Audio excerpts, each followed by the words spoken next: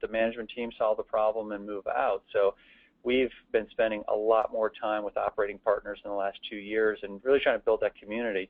And we're doing some of that with just getting operating partners together and getting some of our experts and talking about branding or pricing strategy. And it's really solving their problems, getting them together, sharing some best practices. And we think if we consistently do that, they'll show that we're kind of serious about helping. And then when they get exposed to those experts that can help, they can say, hey, I think we have an application of maybe utilizing you. So it's something we probably didn't think too much about 3 years ago, and we think a lot about it right now. Yeah. Well, yeah, we're getting a lot of questions in from the audience, and since you had mentioned branding a little bit, I'm just going to ask this audience question. There are really two. I'm going to kind of combine them. But they're basically, what are our thoughts on working with branding firms, company to customers, and also what about forming joint ventures with other service providers, related providers, to target a particular firm? Do you all have thoughts about?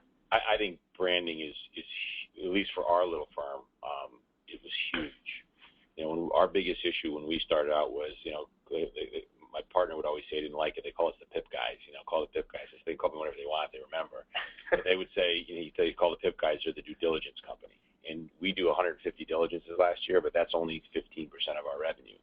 So we went through a process of how do we brand ourselves as an implementation firm and eventually a technology firm that does diligence. So that was extremely important to us. As far as partnerships are concerned, you got to be really careful. So, for example, we do a lot of work in e-commerce. We have some relationships with firms that do branding. Branding is a big part of e-commerce, but we don't do diligence on a firm, and we're doing the